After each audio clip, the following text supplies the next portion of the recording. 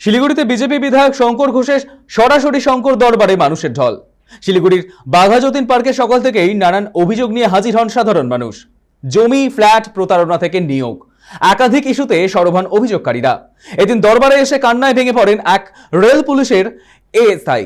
অভিযোগ, বিজেপি কর্মীর পরিচয়ে তার কাছ থেকে টাকা নিয়ে জমি দেননি এক ব্যক্তি।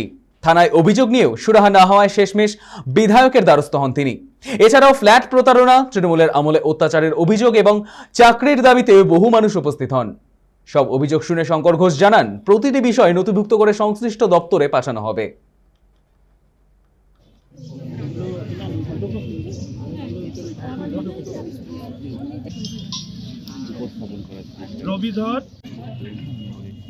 আমি একটা জমি নিয়েছিলাম 29 নম্বর ওয়ার্ডে।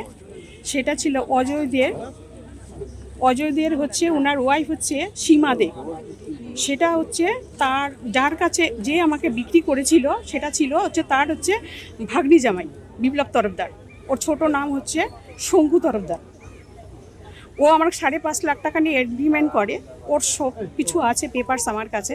ও তারপরে টাকা যখন দিতে চায় না, আমি বহু জোর জবরদস্তি করেছি, ওকেও টাকা দিতে চাচ্ছে না। ও আমাকে 3টে চেক দেয় আমাকে। ও 3টে চেকের মধ্যে 2 করে আর 1.5 দেয়। 3টা চেক দিয়েছে ও। 3টা চেকে আমি ব্যাংকে ফেলেছি, কিন্তু 3টা চেকে আমার বাউন্স হয়ে যায়। আমি যখনই ওর সঙ্গে দেখা হয় আমি বলি আমার টাকাগুলো কবে দেবে। ও টাকাগুলো দেবে না। কিন্তু তার যে হাজবেন্ড এখানে যে বিজেপি করে, একজন সভানেত্রী আছেন এখানে, মহুয়া তরফদার, তারই হাজবেন্ড হচ্ছে। কিন্তু আমরা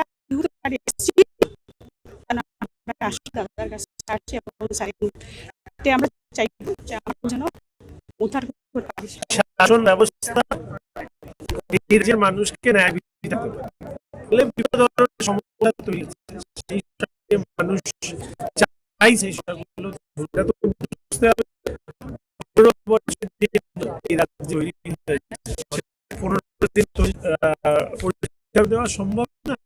আমাদের আমাদের মুখ্যমন্ত্রী শুভেন্দু অধিকারী এবং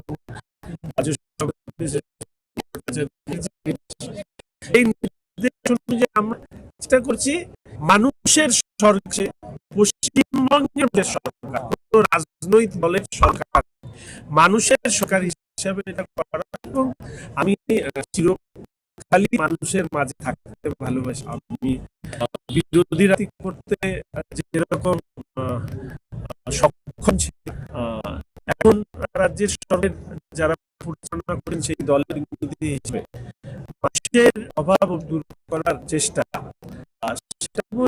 সরকার পলিসি ফ্রেম, কোনো ইন্ডিভিজুয়াল কোনো বিষয় নেই, সরকারের পলিসি হবে। সেই পলিসির মধ্যে দিয়ে এই যে বিষয়গুলো